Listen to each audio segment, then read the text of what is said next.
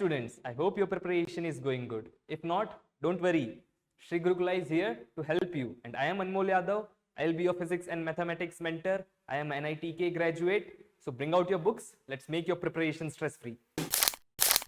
Let's see this question. The HCF and LCM of two numbers are 4 and 60 respectively. If one of the number is 12, then find the other number. To solve this question, one formula that we are supposed to remember is LCM of two number A, B into HCF of two number A, B will be equals to product of these two numbers.